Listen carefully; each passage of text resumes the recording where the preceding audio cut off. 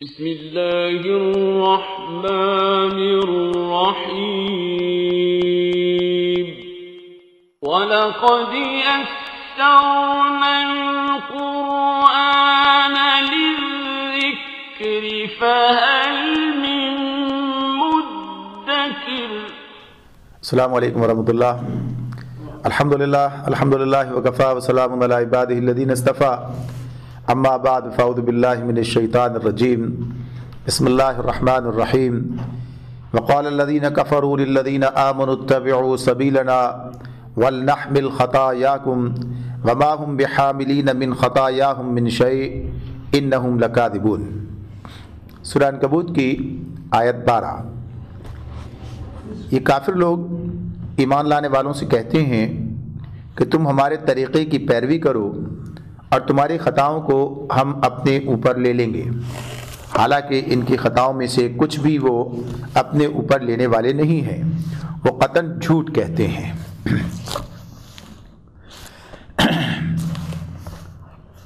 نبی اکرم صلی اللہ علیہ وآلہ وسلم جب مکے میں اسلام کی دعوت لوگوں کے سامنے پیش کر رہے تھے، وہاں جو قبائلی نظام تھا، وہ قبائلی نظام اور وہ خاندانی نظام نبی اکرم صلی اللہ علیہ وسلم کی دعوت سے متاثر ہو رہا تھا۔ ان میں سے کچھ لوگ ایسے تھے جو ایمان لا رہے تھے، کچھ لوگ ایسے تھے جو کفر پر قائم تھے۔ ایمان لانے والا کا جو معاملہ تھا وہ ایسا نہیں تھا جیسا کہ آج کے دور میں ہم دیکھتے ہیں کہ ہمیں کوئی خاص فرق نظر نہیں آتا ایمان لانے والوں اور ایمان کا انکار کرنے والوں میں۔ ان کے دوستیاں، ان کے معاملات، ان کے کار، ساری چیزیں اسی طرح سے چل رہی ہوتی ہیں، کوئی خلل ایسا واقع نہیں ہوتا ہے۔ اس وقت صورتحال یہ تھی کہ جو ایمان لاتا پھر وہ ایمان کے تقاضے پورے کرتا، اور ایمان کی بنیاد پر اس کی جو سوسائٹی اب جو بن رہی تھی اس سوسائٹی کا حصہ بن جاتا۔ اور وہ لوگ جو محسوس کر رہے تھے کہ اس ایمان لانے کے بعد اب ان کا ہم سے تعلق رفتہ رفتہ اور زیادہ ختم ہوتا چلا جائے گا، تو وہ یہ بات چاہتے تھے کہ دین کی اس دعوت کو روکیں اور یہ پھیلنے نہ پائے، اور ہمارے درمیان یہ تقسیم ہے یہ بھی ختم ہو جائے۔ اس موقع اس کے لیے انہوں نے بہت سی ایسی حکمتیں، تدبیریں اختیار کی اپنی دانست میں کہ جس سے وہ اہل ایمان کو ایمان کی طرف جانے سے روک سکیں۔ یہ دعوت تھی، اس میں یہ پیغام موجود تھا کہ جو کام کیے جا رہے ہیں، جو کچھ شرک کی بات تھی، ظلم کی بات تھی، اس کا نتیجہ آخرت میں ان کے خلاف نکلے گا۔ تو جو لوگ آخرت پر ایمان نہیں رکھتے تھے، پہلا معاملہ تو ان کا یہی تھا۔ دوسری بات یہ تھی کہ اپنے شرک پر جمے رہنا چاہتے تھے، تو وہ ان لوگوں سے جو ان کے قریبی لوگ ہیں ان سے یہ بات کہتے ہمارے اوپر چھوڑ دو، کل اگر کوئی معاملہ ہوگا تو ہمیں پیش کر دینا، ہم تمہاری طرف سے جواب دینے کے لیے تیار ہوں گے، یا تمہارے اوپر اگر کوئی سزا کا معاملہ ہم بھگت لیں گے۔ جیسے آج بھی ہم دیکھتے ہیں کہ کچھ لوگ ایسے ہوتے ہیں کہ جو لوگ غلط راستے پر چلاتے ہیں وہ کہتے ہیں جو ہوگا ہم دیکھ لیں گے، آپ بھی کام کرے چلے جائیں، آگے جو ہوگا وہ ہم دیکھیں گے، ہمارا معاملہ ہے، اور لوگ ان کے بلبوتے اور سہارے پر غلط کام کرتے چلے جاتے ہیں۔ اور پھر ایسا وقت بھی بعض اوقات آ جاتا ہے، بعض اوقات دنیا میں تو یہ سب کچھ جو کر رہے ہوتے ہیں ان کے ہرکارے ہوتے ہیں، ان کے لیے کام کر رہے ہوتے ہیں تو انہیں بچاتے ہیں، لیکن بعض اوقات ایسا بھی ہوتا ہے کہ جب جان پہ بن جاتی ہے تو ہرکارے قربان کر دیے جاتے ہیں اور وہ خود پیچھے سے ہٹ جاتے ہیں۔ یعنی یہ معاملات انسان کی خود غرضی کے ہیں۔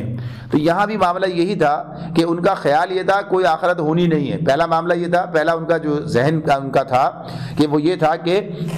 کوئی ایسا معاملہ ممکن ہی نہیں ہے، یعنی آخرت کا معاملہ ہونا ہی نہیں ہے۔ دوسری بات جو ہے ان کا خیال یہ تھا کہ اگر یہ آخرت کا معاملہ ایسا ہوا بھی تو پھر ٹھیک ہے، ہم دیکھ لیں گے اس معاملے کو، اور اس میں جو ہے یہ بات اس طرح سے جیسے ہم کہہ رہے ہیں اس وقت میں، اس وقت ہمارے لیے کوئی آسان معاملہ ہوگا۔ تو اللہ رب العالمین یہ بات کہہ رہے ہیں کہ یہ جو کچھ کہتے ہیں، یہ جو کچھ بھی کہتے ہیں، ان کے پیش نظر جو بات بھی ہو، ایک یا تو یہ کہ ایسا ہونا ممکن ہی نہیں ہے، دوسری بات یہ کہ اس کا خیال یہ ہے کہ ہم صحیح ہیں، ہم غلط تھوڑی ہیں، لہذا کوئی ثواب عذاب کا معاملہ پیدا ہی نہیں ہونا ہے، لہذا اس معاملے اپنے آپ کو ہی سمجھ رہے تھے۔ تو اللہ تعالیٰ فرما رہے ہیں کہ جب وہ وقت آئے گا اور جب حقیقت کھل کر ان کے سامنے آ جائے گی، جب آخرت موجود ہوگی اور یہ بھی پتہ چل جائے گا کہ ان کا سوچا ہوا غلط ہے، یعنی یہ اپنے آپ کو صحیح سمجھ رہے تھے، یہ غلط ہے، اور اس کا نتیجہ بھی جہنم کی صورت میں سامنے آ جائے گا، پھر ان کی کیفیت کچھ اور ہوگی، پھر ان کے حالات جو ہیں بالکل تبدیل ہو جائیں گے۔ تو یہ بات ہے جو اس میں یہاں پر بیان کی جا رہی ہے۔ اور پھر اللہ تعالیٰ فرماتے ہیں ان کی خطاؤں میں سے کچھ بھی وہ اپنے اوپر لینے والے نہیں ہیں۔ اس کی بنیاد کیا ہے؟ دو باتیں اس کے اندر ہیں۔ پہلی بات تو یہ ہے کہ اللہ رب العالمین کا قانون اور نظام یہ نہیں ہے کہ ایک آدمی جرم کرے اور پھر اس کو جرم سے اس لیے بری کر دیا جائے کہ یہ جرم جو ہے وہ اس نے کسی اور کے کہنے پر کیا ہے، یہ جرم اس نے کسی اور کے کہنے پر کیا، لہذا اس معاملے میں اس کے ساتھ جو ہے رعایت کی جائے، چھوڑ دیا جائے۔ جرم کرنے والا خود بھی جرم کا ذمہ دار ہے۔ ہاں یہ بات اپنی جگہ ہے کہ جو جرم پر اکسانے والا ہے وہ اس اکسانے اور اس میں معاملت کرنے کا مجرم الگ سے قرار پائے گا۔ جیسے اس کی مثال ہے کہ اگر کوئی شخص کسی کو قتل کر دیتا ہے، کسی کے کہنے پر قتل کر دیتا ہے، یا چوری کرتا ہے، یا کوئی اور برا کام کرتا ہے، ایک آدمی خود بھی یہ کام کر رہا ہے، دوسرے کو بھی ساتھ لگا لیتا ہے، چوری کر رہا ہے، اسے کہتا ہے تم بھی میرے ساتھ مل کے چوری کرو۔ اب جب قانون کے گرفت میں آئیں گے، پکڑے جائیں گے، تو وہ آدمی جو چوری کرنے والا کسی ایک کہنے سے کرنے والا شامل ہوا ہے، وہ اس بنیاد پر نہیں چھوٹے گا کہ بھائی یہ تو اس کے کہنے سے کر رہا تھا۔ اجرتی قاتل کیا ہوتے ہیں؟ یعنی وہی پکڑے جاتے ہیں، ساتھ میں بھی ہمارا تو کام یہی ہے، تو کام نہیں ہے یہ کرنے کا کام، کسی گنجائش نہیں کہ کوئی آدمی کسی ایک کہنے سے بھی جرم کرے۔ تو جس آدمی نے کسی ایک کہنے سے چوری کی ہے تو وہ بھی اپنی سزا پائے گا۔ البتہ یہ بات اپنی جگہ الگ رہے گی کہ جس نے چوری پر اکسایا وہ مزید مجرم بنا کہ اس نے ایک اور فرد کو بھی اپنے ساتھ خراب کیا۔ تو دنیا میں قانون اس کو جو بھی معاملہ اس کے ساتھ کرے، لیکن آخرت میں اللہ رب العالمین کا جو معاملہ ہے وہ اس اعتبار سے ہے کہ جس کو اگلی آیت میں کہا ہے کہ اپنے ساتھ دوسروں کے بوجھ بھی اٹھائیں گے، تو وہ یہی کیفیت ہے کہ دوسروں کو گمراہ کرنے کا جو معاملہ کیا وہ اس اعتبار سے۔ تو اس آیت کو ساتھ ملاتے ہیں، اللہ رب العالمین نے فرمایا وَلَيَحْمِلُنَّ أَثْقَالَهُمْ وَأَثْقَالًا مَعَ أَثْقَالِهِمْ وَلَيُسْأَلُنَّ يَوْمَ الْقِيَامَةِ عَمَّا كَانُوا يَفْتَرُونَ۔ ہاں ضرور وہ اپنے بوجھ بھی اٹھائیں گے اور اپنے بوجھوں کے ساتھ دوسرے بہت سے بوجھ بھی، اور قیامت کے روز یقیناً ان سے ان افترا پردازیوں یعنی اس جھوٹ کی پاس پرس ہوگی جو وہ کرتے رہے ہیں۔ تو یہاں پر یہ بات وہ ہے کہ دوسرے بوجھ جو اٹھائیں گے، تو یہ دوسرے بوجھ وہ نہیں ہے کسی کو چھوڑ کر ان پر وہ بوجھ لاد دیا گیا ہے، بلکہ بات یہی ہے کہ جب کوئی آدمی کسی کو گمراہ کرتا ہے تو اس کی گمراہی کا وبال اس پر بھی ہوتا ہے جس نے گمراہی کی طرف دعوت دی۔ یہ صحیح مسلم کی روایت ہے، اس میں نبی اکرم صلی اللہ علیہ وسلم نے دونوں باتیں سامنے رکھی ہیں۔ فرمایا جس شخص نے راہ راست کی طرف دعوت دی اس کو ان سب لوگوں کے اجر کے برابر اجر ملے گا۔ جس شخص نے کسی کو نیکی کی طرف یعنی جن لوگوں کو نیکی کی طرف راہ راست کی طرف دعوت دی اس کو ان سب لوگوں کے برابر اجر ملے گا جنہوں نے اس کی دعوت پر راہ راست اختیار کی، بغیر اس کے کہ ان کے اجر میں یعنی نیکی کرنے والوں کے اجر میں کوئی کمی ہو۔ اور جس شخص نے گمراہی کی طرف دعوت دی بالکل اسی طرح سے اس پر ان سب لوگوں کے گناہوں کا وبال بھی ہوگا جنہوں نے اس کی پیروی کی بغیر اس کے کہ ان کے گناہوں میں کوئی کمی ہو، یعنی وہ اپنی سزا پوری پائیں گے۔ البتہ یہ دوسری طرف بلانے کا نتیجہ دیکھے گا، وہ جرم اس کا ہے اس کی سزا ایسے ملے گی جیسے نیکی کرنے والے کو نیکی کرنے والوں کے برابر اللہ تعالیٰ اجر جو ہے وہ عطا فرما دے گا۔ تو یہ دونوں چیزیں جو ہیں سامنے ہیں، تو اس معاملے میں یہاں ضمن یہ بات ہمارے سامنے آ جاتی ہے۔ ان کا تو معاملہ الگ تھا کہ وہ کہتے تھے کریں گے نہیں، لیکن یہ بات کہ ہماری ذات سے اگر خیر پھیلے گی تو پھر اس کا بہترین بدلہ ہمیں ملے گا، اور اگر ہماری ذات سے کوئی برائی پھیلے گی، کوئی بدعنوانی فروغ پائے گی، کوئی ایسا معاملہ ایسا کام جو ہے معاشرے کے اندر پھیل جائے گا برائی کہ جس پر لوگ آگے بھی قائم رہیں اور آگے بڑھتا چلا جائے، تو یہ انسان کے لیے بڑی بد نصیبی کی بات ہوگی۔ اسی لیے کہتے ہیں کہ ایسا نہ ہو کہ انسان مر جائے اور اس کا گناہ نہ مرے، یعنی وہ گناہ ایسے گناہ کی داغ بیل ڈال گیا کہ اس کے بعد بھی وہ سلسلہ جاری ہے، تو کام ہوتا جا رہا ہے۔ نبی اکرم صلی اللہ علیہ وسلم نے فرمایا کہ جتنے بھی قتل دنیا میں ہوتے ہیں ان میں سے ایک اس کا حصہ جو ہے اس پہلے قاتل یعنی جو قابیل کے نام سے جو آدم علیہ السلام کے دو بیٹوں کا قصہ جو سامنے آتا ہے سورہ مائدہ میں کہ اس نے پہلا قتل کیا ہے، تو فرمایا کہ اسے جو ہے اس کا حصہ ملتا رہے گا، اس لیے کہ قتل کی ابتدا اس نے کی، قتل کی ریت اس نے ڈالی، تو اس اعتبار سے وہ اس کا ایک ذمہ دار قرار پا رہا ہے۔ تو اس معاملے میں یہ بات اپنی جگہ ہے کہ یہ جو چیز ہے کہ انسان اس معاملے میں بڑا محتاط رہے کہ اس کی ذات سے کوئی برائی ایسی جنم لے جو لوگوں کے لیے مثال بن جائے اور لوگ اسے اختیار کر لیں، لوگ اسے اختیار کر کے اس راستے میں، بھائی فلاں کو دیکھا ان صاحب کو دیکھو وہ بھی یہ کام کرتے ہیں لہٰذا ہم بھی یہ کام کرتے ہیں، وہ بڑے آدمی ہیں، وہ تو سمجھدار آدمی ہیں، وہ تو ایسے ہیں اور ویسے ہیں، اور چلو ہم بھی یہ کام کرتے ہیں ان کی دیکھا دیکھی، اور پھر اس کو دیکھ کے دوسرا پھر تیسرا، اور یہ سلسلہ جانے کہاں تک پہنچ جائے۔ تو اس اعتبار سے انسان کو بری کاموں کا مثال نہیں بننا بلکہ نیکی کی بہلانا اور اس کی مثال بننا ہے۔ نبی اکرم صلی اللہ علیہ وسلم نے علی رضی اللہ تعالیٰ عنہ سے بات کہی کہ کیا تمہارے لیے یہ بہتر ہے، یعنی ان سے کہا کسی شخص کا تمہارے ذریعے سے ہدایت پا لینا تمہارے لیے سرخ اونٹوں سے بہتر ہے۔ سرخ اونٹ جو بہترین مال عرب میں سمجھے جاتے تھے، تو گویا کہیے کہ یہ اجر جاری ہے، مستقل جاری رہے گا۔ تو اس طرح سے یہ بات بتا دی کہ جو لوگ لوگوں کو برائی کی طرف بلا رہے ہیں وہ ان کے ساتھ بھلائی نہیں کر رہے، نہ گویا کوئی گناہوں میں حصہ بٹائیں گے گناہوں کے وبال میں، بلکہ وہ اپنا حصہ خود پائیں گے۔ البتہ یہ گناہوں کی طرف رغبت دلانے کے نتیجے میں یہ بھی اس کا جو ہے بدلہ انہیں بھی ملے گا، یعنی وہ جرم اپنی جگہ رہے گا۔ اور پھر جو کہا کہ ان سے ان تمام باتوں کی جو غلط باتیں یہ معاشرے میں پھیلا رہے ہیں، لوگوں کو اس طرف کر رہے ہیں، اس کے بارے میں بھی ان سے پوچھ گچھ کی جائے گی۔ یہ سارے معاملات جو ہیں یہ بھی اللہ تعالیٰ حشر کے دن ان کے ساتھ میں کرے گا، اس کا جواب بھی انہیں دینا پڑے گا جیسی کچھ باتیں یہ کر رہے ہیں۔ وَلَقَدْ أَرْسَلْنَا نُوحًا إِلَىٰ قَوْمِهِ فلبث فيهم ألف سنة إلا 50 عاما فأخذهم الطوفان وهم ظالمون۔ ہم نے نوح کو اس کی قوم کی طرف بھیجا اور وہ 50 کم 1000 برس ان کے درمیان رہا، آخرکار ان لوگوں کو طوفان نے آ گھیرا اس حال میں کہ وہ ظالم تھے۔ یہاں اللہ رب العالمین نے نوح علیہ السلام کا ذکر کیا، اس سے پہلے بھی یہ بات ہمارے سامنے آ چکی ہے، اور اللہ تعالیٰ مختلف مواقعوں پر اس کے مختلف پہلو جو ہیں وہ ہمارے سامنے رکھتے ہیں۔ یہ جو ظاہر قرآن مجید میں جو انبیاء کے اور پچھلی قوموں کا ذکر کیا جاتا ہے، ان کے قصے بار بار بیان کیے جاتے ہیں، اسلوب بدل جاتا ہے اور بعض اوقات ایسا ویسا بھی قائم رہتا ہے، تو اس کا جو مقصد ہے وہ بھی ہمارے سامنے آتا رہا ہے، بار بار آتا ہے کہ اس کا مقصد ایک طرف اہل ایمان کو ان کو ثبات و قرار، ان کے دلوں کو مضبوط کرنا ہوتا ہے، دوسری طرف لوگوں کو سمجھانا ہوتا ہے دیکھو ویسے ہی حالات ہیں، ویسی ہی چیزیں ہیں۔ تو گویا کہیے کہ یہ بات ایسے نہیں ہے کہ آج نازل ہو رہی ہے کل پھر وہی قصہ جو سنایا جا رہا ہے، بلکہ 23 سال کی مدت میں یہ قرآن مجید نازل ہوا ہے، 23 سال کی مدت میں۔ تو اس دوران میں یہ باتیں پلٹ پلٹ کر سامنے آتی ہیں کہ جب جیسے حالات ہوتے ہیں اس کے مطابق اللہ تعالیٰ وہ بات جو ہے وہاں پر بیان کر دیتے ہیں۔ اس سورت کے آغاز میں جو بات شروع ہوئی ہے وہ کیا ہے؟ سورت کا آغاز ہوا تھا، اس میں دیباچے میں ہم نے بات اس کے حوالے سے پڑھ لی تھی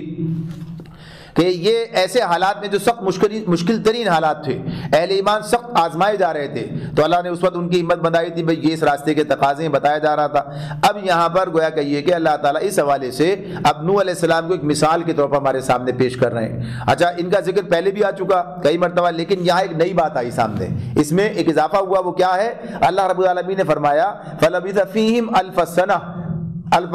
إِلَّا 50 عاما، وہ 50 کم 1000 برس ان کے درمیان رہا، یعنی نوح علیہ السلام کی طویل مدت، طویل عمری اور اس قوم کے اندر ان کا طویل مدت تک کام کرتے رہنا، یہ بات بتائی جا رہی ہے۔ یہ اللہ تعالیٰ یہ نہیں کہہ رہے کہ ان کی عمر یہ تھی، بلکہ بتا رہے ہیں کہ ان کے درمیان، اس میں تھوڑا سا اختلاف ہوا ہے مفسرین میں کہ یہ عمر ہے یا پھر اس قوم کے درمیان جو کام کرتے رہے وہ، ورنہ نبوت کا منصب بھی ملا ہوگا تو پختہ عمر کو پہنچ کے ملا ہوگا، اور پھر اس کے بعد جو ہے طوفان کے بعد بھی، یعنی جب وہ غرق کر دیے گئے دوسرے لوگ تو یہ باقی رہے، پھر بھی کچھ عرصہ رہے ہوں گے، تو غرض یہ کہ 950 سال تو ہیں ہی اپنی جگہ پر جو اللہ تعالیٰ نے بیان کر دیے ہیں۔ اگر ہم اسی کو بھی سمجھیں تو یہ بہت طویل مدت ہے، بہت طویل مدت ہے۔ یہاں جب یہ آیات نازل ہو رہی ہیں تو گویا کہ یہ کہ ایک طرف اہل ایمان کو اس بات کا سہارا، حوصلہ دیا جا رہا ہے، بھائی ابھی تو تمہیں کتنا وقت گزرا ہے، یعنی ابھی اس دعوت کا کام شروع ہوئے، اب اس بات کا آغاز ہوئے، ابھی وقت ہی کتنا گزرا، چند سال گنتی کے ابھی تمہارے گزرے ہیں، اور دیکھو ایسے لوگ یعنی 950 سال تک کام کرنا پڑا انہیں، یعنی اور بہرحال وہ اپنا کام کرتے رہے، لگے رہے اس بارے میں۔ تو یہ بات بتائی جا رہی ہے کہ ابھی یہ 5-7 برس کے اندر ہی ہمت نہ ہارو اور حوصلہ رکھو، دیکھو اللہ کے ایسے بندے بھی ہیں، اور اللہ کی مدد کب آئی، یعنی اللہ کی طرف سے مدد کا مطلب کیا تھا کہ قوم پر عذاب آ گیا، جو بات کہہ رہے تھے اور ڈرا رہے تھے وہ ڈر ثابت ہو گیا۔ تو لیکن کتنا وقت لگا ہے، تو ہمارے ساتھ تو یہ معاملہ نہیں ہے، یہاں تو لوگ جلدی سے گھبرا جاتے ہیں۔ تو یہ بات بتائی جا رہی ہے کہ جس کو جتنا وقت دینا ہے یہ اللہ جانتے ہیں۔ تو نبی کرم صلی اللہ علیہ وسلم مکے میں 13 سال تک کام کرتے رہے، اور پھر جب آپ مدینے آ گئے تو حالات تبدیل ہو گئے۔ اب تو گویا کہیے کہ مکے والوں کا بھی یوم حساب شروع ہو گیا تھا، بدر کے میدان میں پہلا معاملہ ان کے ساتھ ہو گیا تھا۔ تو اللہ رب العالمین یہ بات بتا رہے ہیں کہ دیکھو یہ جو قصہ تمہارے سامنے ہے، تو اس کے آغاز ہی میں بات سمجھ لو کہ 950 سال جو ہے وہ ان لوگوں کے درمیان رہے، اور پھر اس کے بعد یہ ہوا کہ ان لوگوں کو طوفان نے آ گھیرا اس حال میں کہ وہ ظالم تھے۔ یعنی کیوں آیا یہ طوفان ان کے اوپر؟ یہ جو طوفان آیا جس سے اندر وہ غرق کر دیے گئے، ختم کر دیے گئے، ہلاک کر دیے گئے، اس کی بنیاد کیا تھی؟ اس لیے کہ اس وقت تک وہ ظالم تھے. ایک آدمی کو یا ایک قوم کو سمجھاتے سمجھاتے 950 صدیاں گزر چکی ہوں اور اس کے بعد وہ نہ سمجھ رہا ہو تو پھر اس کے بعد کیا ہونا باقی ہے؟ تو پھر اللہ کی طرف سے عذاب آیا تو بتا دیا گیا کہ یہ جو عذاب ان کے اوپر آیا اس عذاب کی بنیاد کیا تھی؟ اس عذاب کی بنیاد یہی تھی کہ وہ جو تھے اب تک بھی بات نہیں آئے تھے اور وہ کہیے کہ ظلم جو تھا ان کا اسی کا نتیجہ تھا کہ یہ عذاب کا کیا انہیں دیکھنا پڑا، عذاب سے دو چار انہیں ہونا پڑا. تو یہ بات اللہ رب العالمین نے اس مقام پر ہمارے سامنے رکھی اور پھر اس کے بعد فرمایا فَأَنْجَيْنَاهُ وَأَصْحَابَ السَّفِينَةِ وَجَعَلْنَاهَا آیَةً لِلْعَالَمِينَ. اور کشتی والوں کو یعنی اس کے بعد جو ہے پھر نوح علیہ السلام کو اور کشتی والوں کو ہم نے بچا لیا اور اسے دنیا والوں کے لیے ایک نشانی عبرت بنا کر رکھ دیا. کسے؟ اس کشتی کو، جو کشتی جس کے ذریعے سے نوح علیہ السلام کو اللہ تعالیٰ نے بچایا تھا اس کے بارے میں بات ہو رہی ہے کہ اسے دنیا والوں کے لیے ایک نشان عبرت جو ہے وہ بنا کر رکھ دیا گیا. تو اس معاملے میں یہ ایک تو بات یہ بھی کہا ہے کہ اس سے مراد وہ واقعہ ہے، یعنی جو طوفان نوح ہے سب کچھ یہ بھی عبرت کا سامان ہے، وہ قصہ بیان کیا جا رہا ہے. لیکن سورہ قمر میں اللہ تعالیٰ نے اس بات کو زیادہ واضح طور پر بیان کیا ہے اور اس مقام پر اللہ تعالیٰ نے یہ بات کہی ہے کہ ہم نے نوح کو سوار کیا تختوں اور میخوں والی پر، وہ چل رہی تھی ہماری نگرانی میں، اس شخص کے لیے جزا کے طور پر جس کا انکار کر دیا گیا تھا اور ہم نے اسے چھوڑ دیا ایک نشانی بنا کر، یعنی کسے؟ اس کشتی کو چھوڑ دیا نشانی بنا کر. اور اسی طرح سے پہلے والی آیت کے اندر بھی اللہ نے یہ بات کہی ہے کہ ہم نے جو ہے کشتی کو نشانی بنایا. تو اب یہ ایک زمانے تک وہ کشتی وہاں رہی تو کہا ہی جاتا ہے کہ جب لوگ یعنی وہ کشتی کہاں؟ پہاڑ کی چوٹی پر. پہاڑ کی بھائی کشتی تو پانی میں چلتی ہے، یہ پہاڑ کی چوٹی پر کیسے پہنچ گئی؟ تو یہ گویا ایک نشانی تھی لوگوں کے لیے کہ دیکھیں اور یاد کریں کہ کبھی اس زمین پر اتنا بڑا طوفان بھی آیا، اتنا بڑا سیلاب آیا کہ کشتی جو ہے وہ پہاڑ کی چوٹی پر جا کے ٹکی ہے. تو یہ بات جو ہے اس میں ہمارے سامنے کوہ جودی پر جو ہے وہ ٹکی تھی، اس کے بارے میں یہ بات سامنے واضح ہے. تو یہ گویا کہ یہ ایک نشانی تھی لوگوں کے لیے کہ وہ دیکھیں اور عبرت پکڑیں. تو اللہ تعالیٰ نے عبرت کے لیے کافی سامان کیا انسانوں کے لیے، لیکن انسان ہے کہ سمجھنے کے لیے تیار نہیں ہوتا. اور بات وہی کہ جو دلیل سے سمجھ لے وہی سمجھ لیتا ہے، ورنہ کم ہی لوگ ہیں جو کہ پھر ان چیزوں کو دیکھ کر عبرت حاصل کرتے ہیں.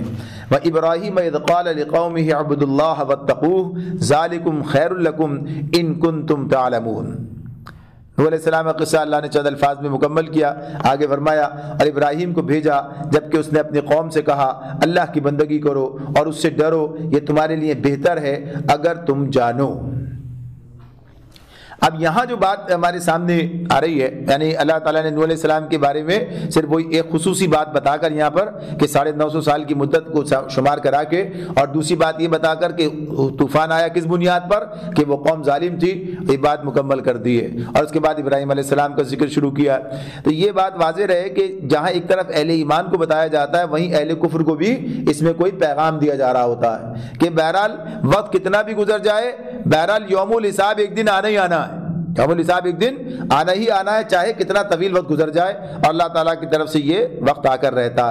ابراہیم علیہ السلام کے بارے میں بھی وہ اپنا تعلق ابراہیم علیہ السلام سے جوڑتے تھے تو بتایا جا رہا ہے کہ دیکھو ابراہیم علیہ السلام کا کیا پیغام تھا. انہوں نے اپنی قوم سے کہا کہ اللہ کی بندگی کرو اور اللہ سے ڈرو. یعنی کس بنیاد پر؟ جو طریقہ تمہارا طرز عمل ہے اس طرز عمل کی بنیاد پر جو تم نے اختیار کر رکھا ہے، یہ تمہارے لیے اللہ کی بندگی کرو اور اس سے ڈرو، یہ تمہارے لیے بہتر ہے اگر تم جانو. ذالکم خیر لکم ان کنتم تعلمون، یعنی جو دعوت دے رہے ہیں یہ دعوت اگر قبول کرو تو یہ تمہارے حق میں بہتر ہے. انما تعبدون من دون اللہ اوثانا وتخلقون افکا ان الذین تعبدون من دون اللہ لا یملکون لکم رزقا فابتغوا عند اللہ الرزق واعبدوہ واشکروا لہ الیہ ترجعون.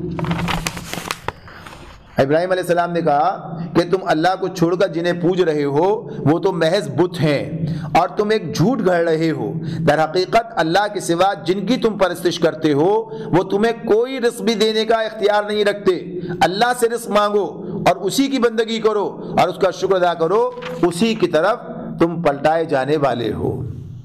یہ جو باتیں یہاں پر ہمارے سامنے ہیں جو ابراہیم علیہ السلام نے دلائل دیے ہیں، یہ دلائل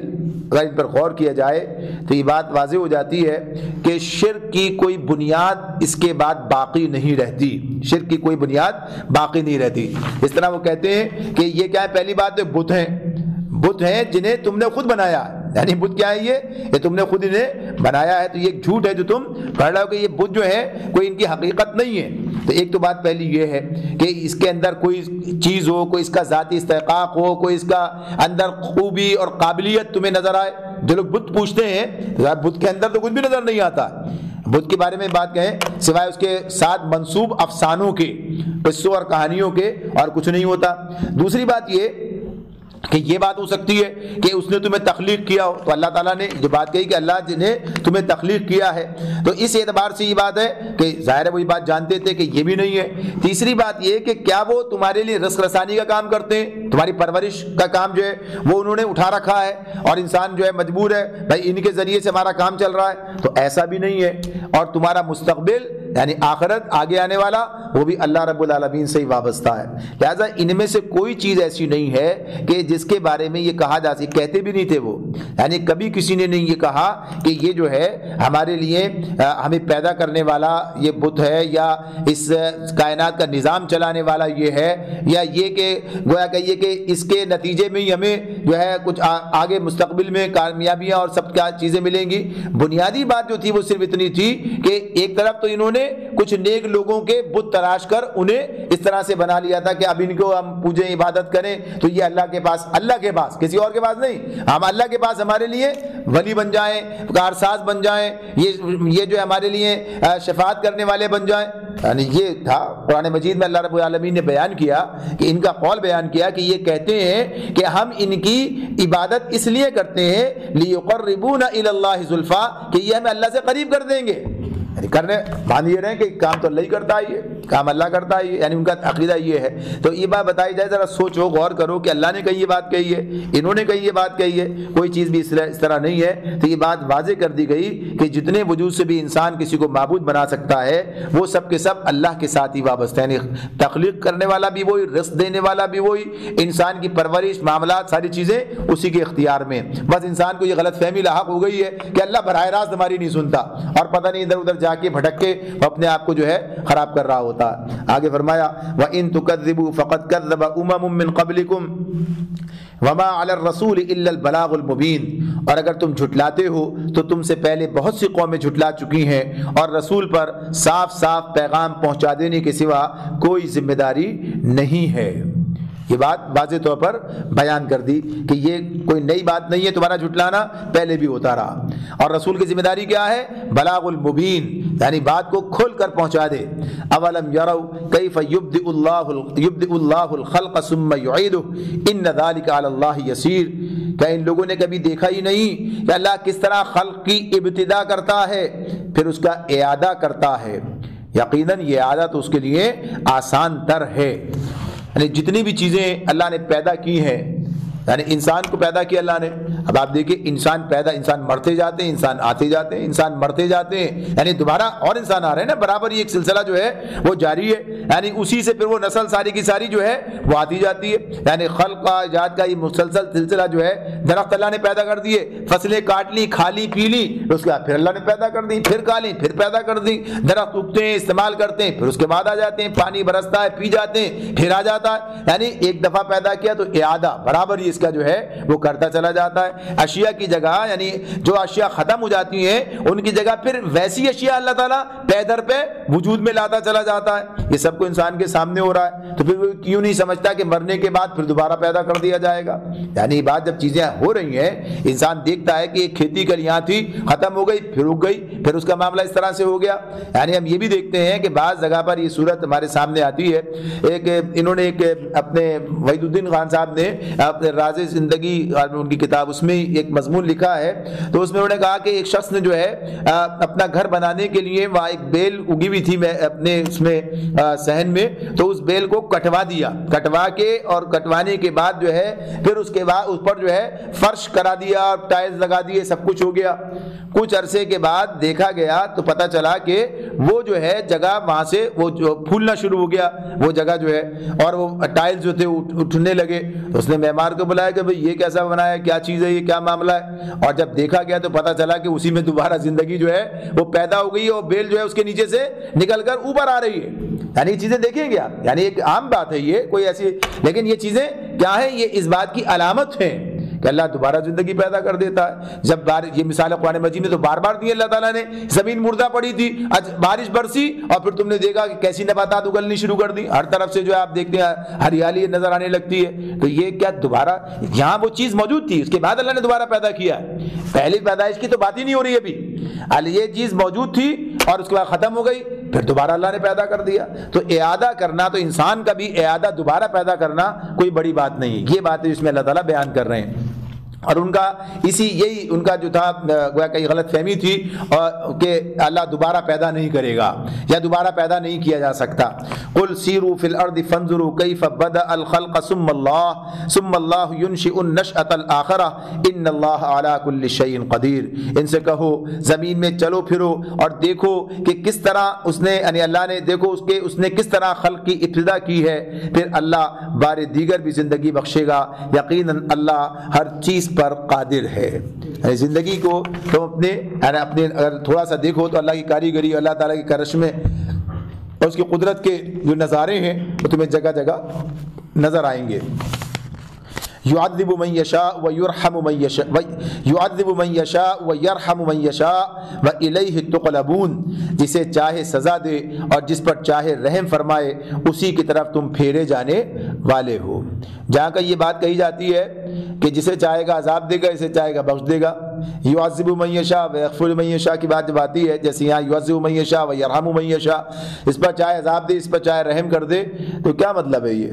بس کہ جو دل میں آیا وہ کام کر ڈال۔ اللہ کی صفت کیا ہے؟ حکیم ہے۔ اللہ کی صفت تو حکمت کے ساتھ فیصلے کرتا ہے، اور ساتھ ساتھ کیا ہے؟ عدل کرنے والا ہے، ظلم کرنے والا نہیں ہے۔ ظلم کیا یہ ہے نا کہ آدمی اچھائی کا مستحق ہے، برائی کر دی گئی، اس ساتھ برا بدلہ دے دیا گیا، عذاب کر دیا گیا اس پہ، یعنی جو رحم کا مستحق تھا اس پر عذاب آ گیا۔ تو ایسا اللہ کے ساتھ نہیں ہو سکتا۔ یہ کسی دنیا کے کسی من چلے بادشاہ کی بات تو ہو سکتی ہے کہ جو مزاج میں آ گیا وہ کام کر گزرے، کبھی آئے تو ذرا سی بات پہ ناراض ہو کر سر اتروا دیے، اور کبھی ذرا سی بات پہ خوش ہو کر جو ہے اتنا داد و داش بخشش کر دی۔ اللہ کا معاملہ کیا ہے؟ علم، حکمت، قدرت اور عدل، یہ سب اس کی صفات ہیں، اس کے مطابق وہ کام کرتا ہے۔ جو رحمت کا مستحق ہے اسے یقیناً اللہ اس سے بڑھ کر رحمت عطا کرے گا، یہ ہے اس کی بات اپنی جگہ پر۔ اور جو آدمی سزا کا مستحق ہے اسے اتنی سزا ہوگی جتنی کی سزا کا وہ جو ہے استحقاق رکھتا ہے، مستحق ہے۔ اور باقی اگر کسی طرح کی بخشش کی گنجائش اس کے عمل میں سے نکلتی ہے تو اللہ وہ بھی اس کے ساتھ میں کر دے گا۔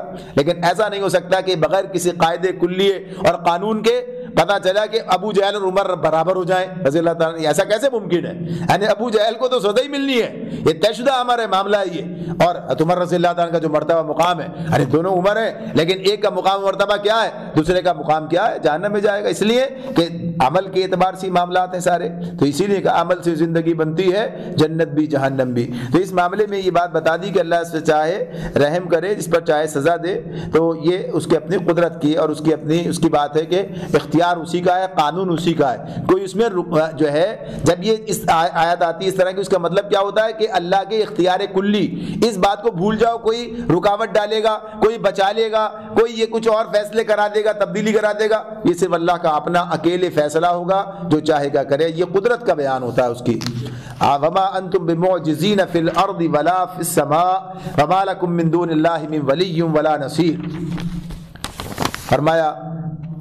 اسی کی طرف تم پھیرے جانے والے ہو، وَإِلَيْهِ تُقْلَبُونَ وَمَا أَنْتُمْ بِمُعْجِزِينَ، تم نہ زمین میں عاجز کرنے والے ہو نہ آسمان میں، اور اللہ سے بچانے والا کوئی سرپرست اور مددگار تمہارے لیے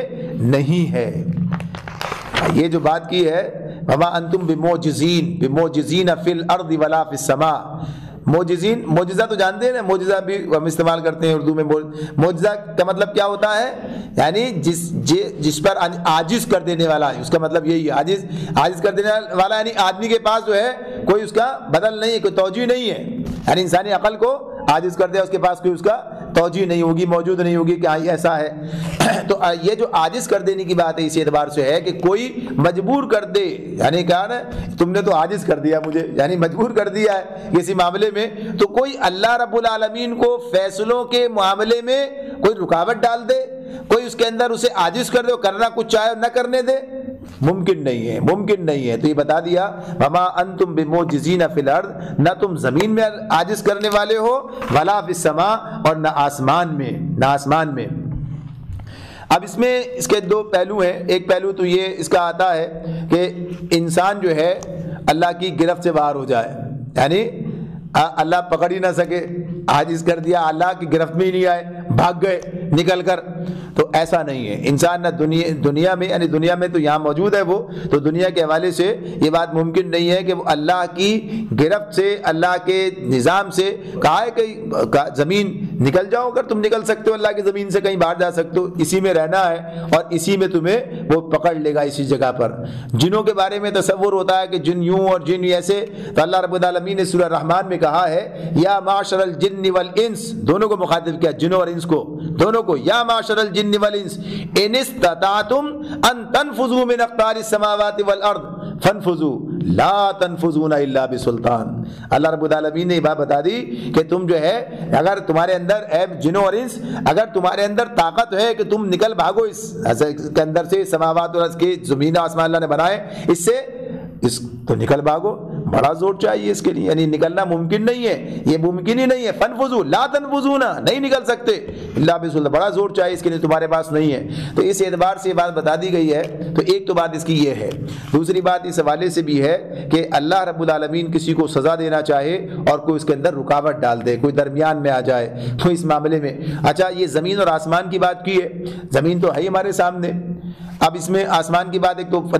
جنوں کے حوالے سے ایسی آیت آ گئی سورہ رحمان کی، اس کی بات بھی آتی ہے، لیکن عام طور پر انسان کا تصور یہ ہوتا ہے اللہ کے معاملے میں، آخرت کے معاملے میں، یعنی یہ آسمان کی طرف، یعنی یہ معاملہ جو ہے اس اعتبار سے گویا کہ عالم بالا میں، کہتے ہیں نا عالم بالا، بالا تو اوپر ہی ہے نا، عالم بالا میں پتہ چلے گا، تو عالم بالا آخرت کو آدمی کہہ رہا ہوتا ہے۔ اب یہ اللہ اس زمین پر کرے گا جہاں بھی جیسا بھی معاملات ہیں، لیکن تصور یہ تو کہا اس دن بھی کوئی اللہ کو عاجز نہیں کر سکتا، نہ دنیا میں نہ آخرت میں، فیصلے اللہ کے ہیں، اللہ ہی کے فیصلے جو ہیں وہ چلا کرتے ہیں، اور اللہ سے بچانے والا کوئی سرپرست و مددگار تمہارے لیے نہیں ہے، نہ تمہارا اپنا زور نہ کسی اور کا کوئی زور کہ تمہیں بچا کر لے جائے۔ والذین کفروا بآیات اللہ ولقائہ اولئک یئسوا من رحمتی واولئک لهم عذاب علیم۔ فرمایا جن لوگوں نے اللہ کی آیات کا اور اس سے ملاقات کا انکار کیا ہے وہ میری رحمت سے مایوس ہو چکے ہیں اور ان کے لیے دردناک سزا ہے۔ اب آپ دیکھیے بات ہوئی تھی نا پیچھے، ابھی بات ہوئی تھی جس میں اللہ تعالیٰ کیا کہتے ہیں، اللہ جسے چاہے گا سزا دے گا، یعنی اللہ نے کہا یعذب من یشاء ویرحم من یشاء، یعنی اللہ نے یہ بات بتا دی کہ جسے چاہے گا، تو پھر کیا بتا دیا، اب یہاں پر کیا بات آ گئی کہ یئسوا من رحمتی، اس کی رحمت سے کون مایوس ہے؟ کافر مایوس ہے اس کی رحمت سے، یعنی کافر جو ہے کون؟ والذین کفروا بآیات اللہ، جس نے اللہ کی آیات کا انکار کیا، ولقائہ، اور اس سے ملاقات، یعنی اللہ کی آیات جو ہیں یہ اس کے احکامات، اس کی باتیں اور اس کا پیغام، یہ نہیں مانا۔ دوسری بات کیا ہوئی؟ آخرت کا انکار کر دے، ولقائہ، اللہ سے ملاقات۔ تو جو اللہ سے ملنے کا خیال ہی جس کو نہیں ہے، جس کو اللہ سے ملاقات کا انکاری ہے، ایک تو کافری کی بات ہے، سیدھی سیدھی سی ہے، تو اس کے بعد رحمت کا کیا سوال ہے؟ نہ وہ رحمت کا امیدوار ہے نہ اس کے لیے رحمت ہے۔ یعنی وہاں پر معاملہ اسی طرح سے ہوگا کہ جب انسان اللہ کے وہاں آخرت میں پہنچے گا تو کیا ہوگا؟ جس نے انکار کیا تھا، ہم نے کل مانگا ہی کچھ نہیں کبھی، یعنی ہمارا تو معاملہ یہ رہا کہ ہم انکار کرتے رہے، آج حقیقت سامنے آ گئی کھل کر، پتہ چلا کہ نہیں آخرت بھی ہے اور اللہ بھی ہے اور حساب کتاب بھی ہے، تو اب کیا ہوگا؟ تو کچھ بھی نہیں ہے ان کے پاس، تو خود ہی وہ اپنے مایوس ہو جائیں گے کہ ان کے لیے کچھ نہیں ہے، یعنی وہی اللہ کی رحمت سے مایوس ہو جائیں گے، ان کا معاملہ اس اعتبار سے۔ تو اللہ تعالیٰ فرماتے ہیں کہ ان کے لیے دردناک سزا ہے، اب یہ سزا ہے جو انہیں بھگتنی پڑے گی۔ تو اللہ کی رحمت اسی کے حصے میں آئے گی کہ جو اللہ کی رحمت کا طلبگار بھی ہو اور اس کی رحمت والے کام بھی کرے۔ یعنی بات ہوتی ہے نا، ایک آدمی ویسے تو مجموعی آدمی کا طرز عمل دیکھا جاتا ہے، ایک ایک عمل کی بات اللہ تعالیٰ نہیں کرتا، یہ اللہ کا فضل، اس کی مہربانی ہے۔ جیسے آپ دیکھتے ہیں بھئی یہ آدمی جو ہے ویسے تو مجموعی ٹھیک ہے، یعنی غلطیاں بھی کرتا ہے اور اچھے کام یعنی صحیح بھی کرتا ہے، عقل مندی کام بھی کرتا ہے، دیکھتے ہیں ایک آدھ دو چار مرتبہ ایسا بھی ہوتا ہے لیکن اکثر صحیح کرتا ہے، تو آپ اسے اس طرح دیکھ رہے ہوتے ہیں۔ تو یہ بات کہ کون سا آدمی جس کے بارے میں آپ کیا تصور رکھتے ہیں، تو اللہ رب العالمین تو انسانوں سے زیادہ بڑا، یعنی بہت بڑا، اس کا کوئی تصور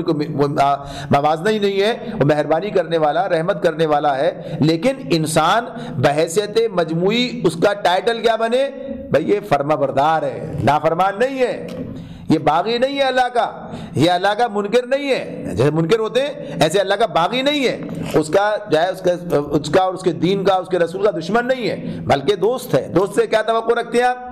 بھائی کم سے کم یہ کام تو کرے گا، مخالفت نہیں کرے گا، کم سے کم کیا کام کرے، یعنی جو کچھ کو بھی کر لے گا ممکن ہوگا، جو کبھی دین کی طرف آنا ہی پسند نہ کرے، جو کبھی اللہ کی بات سننا ہی پسند نہ کرے، جو کبھی اللہ کے آگے جھکنا ہی پسند نہ کرے، پھر کیا کہیں گے اس کے لیے؟ تو اس اعتبار سے بات ہے کہ یہ اللہ کی رحمت کا مستحق کون بنتا ہے۔ فما كان جواب قومه الا ان قالوا اقتلوه او حرقوه فانجاه الله من النار ان في ذلك لآيات لقوم یؤمنون۔ پھر اس کی قوم کا اچھا فرمایا وہ میری رحمت سے مایوس ہو چکے ہیں، ان کے لیے دردناک سزا ہے، لہم عذاب علیم۔ فما كان جواب قومه، پھر اس کی قوم کا جواب اس کے سوا کچھ نہ تھا کہ انہوں نے کہا قتل کر دو اسے یا جلا ڈالو اس کو۔ آخرکار اللہ نے اسے آگ سے بچا لیا۔ یقیناً اس میں نشانیاں ہیں ان لوگوں کے لیے جو ایمان لانے والے ہیں۔ اب آپ دیکھیے اس میں ابراہیم علیہ السلام کا بات شروع ہوئی تھی نا، انہی کے حوالے سے ساری باتیں یہاں پر آ گئیں، تو اللہ تعالیٰ فرماتے ہیں پھر اس کی قوم کا جواب، یہاں سے پھر یعنی درمیان میں جو چیزیں اللہ کی طرف سے آئیں، باتیں آ گئیں، اب یہاں سے پھر وہ سلسلہ جوڑ دیا، تو کہا کہ اس کی قوم کا جواب اس کے سوا کچھ نہ تھا کہ انہوں نے کہا کہ قتل کر دو اسے یا جلا ڈالو، یعنی انتہائی اقدام کرنے پر اتر آئے، انتہائی اقدام کرنے پر اتر آئے اور پھر یہ کام کر بھی ڈالا۔ یعنی ایسا نہیں ہے کہ بس صرف سوچتے رہ گئے، بلکہ کر ڈالا، جیسے اللہ نے کہا کہ آخر اللہ نے اسے آگ سے بچا لیا، تو ایسے نہیں بچا لیا کہ بچا کے نہیں، بلکہ انہوں نے تو اپنی طور پر آگ میں ڈال دیا۔ تو اللہ رب العالمین نے پھر قرآن مجید میں یہ بات ہمیں بتائی، جس میں اللہ تعالیٰ نے فرمایا کہ آگ سے کے لیے کہا قلنا یا نار کونی بردم و سلاما علی ابراہیم، ہم نے کہا کہ اے آگ ٹھنڈی ہو جا اور سلامتی بن جا ابراہیم پر، یعنی اللہ تعالیٰ کی طرف سے یہ بات آئی۔ اس کے اندر سورہ انبیاء میں یہ ساری تفصیل آ رہی ہے، تو اس اعتبار سے یہ بات بتا دی گئی کہ انہوں نے تو اپنے طور پر یہ کام کر ڈالا، کر گزرے، لیکن اللہ تعالیٰ نے بچا لیا۔ اللہ تعالیٰ کا جو اپنا فضل ہے، اس کی مہربانی ہے۔ تو یہاں بھی یہ چیز بتائی جا رہی ہے کہ دیکھو ایسے اولو العزم اور جلیل القدر پیغمبر کے ساتھ بھی لوگوں نے کیا معاملہ کیا، اور پھر یہ کہاں تک چلے گئے، پھر یہ کہ اللہ کی مدد کیسے ہوتی ہے۔ یعنی عام حالات میں کیا ہوتا ہے، عام حالات میں تو آگ کا کام جلانا ہے تو جلا دے گی، بھائی آگ کے اندر کوئی نیک آدمی ڈالا جائے یا بد آدمی ڈالا، یعنی اگر آگ کے اندر بھائی کہا جائے کہ یہ جو ہے ایک چور کا ہاتھ بھی ڈال دیجئے اور ایک کہیے کہ کسی بڑے آدمی امام مسجد کا فلاں کا، یعنی کوئی بھی آدمی نظر میں بڑا آدمی ہے، بڑا ایک آدمی ہے، آگ کا کام جلانا ہے، جلائے گی۔ عام حالات میں تو ایسے ہی ہوگا، ایسا نہیں ہو سکتا کہ بھائی یہ حادثہ ہو گیا اس میں ان کو نقصان نہیں پہنچا ان کو پہنچ، اللہ کی بچانا چاہے وہ الگ معاملہ، وہ کسی کو بھی بچا سکتا ہے، وہ بات نہیں ہے۔ تو عام طور پر آگ کی خاصیت یہی ہے، لیکن اب اس معاملے میں اللہ تعالیٰ کی مداخلت کہ اللہ نے اس آگ کو یہ حکم دیا جس کا کام جلانا تھا، اور یہ اس کی خاصیت کس کی طرف سے تھی؟ اللہ کی طرف سے۔ تمام چیزوں کو ان کے خواص کس نے عطا کیے؟ اللہ نے عطا کیے، اور جب چاہے وہ اس میں تبدیلی کر سکتا ہے، وہ آج بھی قادر مطلق ہے۔ ایسے بعض لوگوں کا خیال یہ بھی ہے اس کائنات کے معاملے میں کہ چلا کے چھوڑ دیا، اب اس میں کوئی بھی مداخلت نہیں کر سکتا، یعنی بنانے والا بھی نہیں کر سکتا، بعض معاذ اللہ یہ خیال ہے، تو ایسا نہیں ہے۔ اللہ کے اپنے قدرت میں اس کے کمالات میں اس چیز موجود ہے، اس کے اختیار میں ہے، جب چاہے اس کو معطل کر دے، جب چاہے اس کے اندر کوئی تبدیلی لے کر آ جائے، یعنی سب چیزیں ممکن، جیسے کہ اللہ تعالیٰ یہ چیزیں میں بتاتے بھی ہیں، معجزات کے طور پر آتی ہیں، لیکن یہ معاملات ایسے نہیں ہوتے میری فرمائش پہ ہو گیا، آپ کی فرمائش پہ ہو گیا، اللہ تعالیٰ جب چاہتے ہیں کر کے دکھا دیتے ہیں۔ کتنے واقعات ہم پیچھے پڑھ کر آ گئے، یعنی سورہ بقرہ میں پڑھا تھا، جب تیسرا پارہ شروع ہوا تھا وہیں پر ہی بات آ گئی تھی کہ ایک نبی انہوں نے جب کہا کہ اللہ کیسے اٹھائے گا، 100 سال پڑے رہے، اللہ نے ان کو جو ہے 100 سال تک کے لیے مردہ کر دیا، پھر اس کے بعد دوبارہ زندگی دے دی، اور کھانا جو ہے وہ اسی طرح تر و تازہ ہے، اور گدھے کا پنجر جو ہے وہ بالکل ہی ختم ہو گیا ہے۔ تو کیا چیز جو پہلے ختم ہوتی ہے وہ باقی ہے جو بعد میں اس کا، تو یہ نشانی دکھا دی۔ ابراہیم علیہ السلام نے پوچھا اللہ آپ مردوں کو کیسے زندہ کرتے ہیں؟ اچھا ایمان نہیں ہے، ایمان تو ہے، ذرا عینی مشاہدہ چاہیے، اللہ سے تعلق کی وہ نوعیت ہے، نبی ہے، اللہ کے رسول ہیں، اللہ نے کر کے دکھا۔ دیکھو یہ چیز اس طرح سامنے آتی ہے، نبی کرم صلی اللہ علیہ وسلم کو اللہ تعالیٰ معراج پر لے گئے، اور اللہ تعالیٰ نے وہاں پر انہیں کیا کیا چیزوں کا مشاہدہ کرا دیا، یہ سب اللہ کے اپنے کمالات ہیں، تو یہ اللہ کی مرضی ہے۔ اللہ یعنی جب اس نے یہ چاہا تو ایسا کیا، اور نہیں چاہا تو پھر کیا کہا کہ مکے سے مدینے کا سفر مشکل سے کر کے آؤ. یعنی جب دشمن پیچھے لگا ہوا ہے تو اب بھی اللہ تعالیٰ یہ کر سکتے ہیں یہاں سے اٹھائیں وہاں پہ پہنچا دیں. جب اللہ تعالیٰ یہاں سے اٹھا کے آسمان پر لے جا رہے ہیں, مسجد اقصیٰ تک لے کے جا رہے ہیں, تو یہاں سے یہ کتنی, لیکن بات کیا یہ ایسا بھی کرتے ہیں ہم, ورنہ عام حالات کے اندر اسی طرح نظام چل رہا ہوتا ہے. تو یہ اللہ تعالیٰ کا اپنا ایک سسٹم بتا دیا کہ ایسا بھی ہوتا ہے. تو یہی ہے کہ خاصیت کو تبدیل کر دینا. تو جو لوگ مادے کے بندے ہیں, جو مادے کو سب کچھ سمجھتے ہیں, ان کی بات چھوڑ دیجیے. ہم اللہ کے بندے ہیں اور ہم جانتے ہیں کہ مادہ بھی اللہ نے پیدا کیا اور مادے کے اندر ساری خصوصیات بھی اللہ ہی نے پیدا کی ہیں. جب چاہتا ہے اس کو معطل کر دیتا ہے, جو چاہتا ہے کرتا ہے, اس کا اپنا کارنامہ ہے. تو اس میں بتایا کہ ان فی ذلک لآیات لقوم یؤمنون, اس میں نشانیاں ان لوگوں کے لیے جو ایمان لانے والے ہیں. تو ہمارے لیے نشانیاں ہے اس کے اندر کہ دیکھو اللہ تعالیٰ نے کس طریقے سے سارے کام جو ہے وہ کراتا ہے, سب کچھ ہوتا ہے, یہ سارے معاملات ہوتے ہیں. تو اس میں ابراہیم علیہ السلام کا ذکر ہو یا نوح علیہ السلام کا ذکر ہو, ان سب کے اندر ہمارے لیے نشانیاں. ایک طرف ان کے طریقہ تبلیغ کے اندر بھی ان کے ساتھ معاملات جو کیے گئے, انہوں نے پھر جس طرح کی استقامت دکھائی, جو طرز عمل رہا, یہ تمام چیزیں ہیں. تو یہ گفتگو جاری ہے, انشاءاللہ اگلی مجلس میں کرتے ہیں. اللہ تعالیٰ ہمیں سمجھنے اور عمل کرنے کی توفیق عطا فرمائے.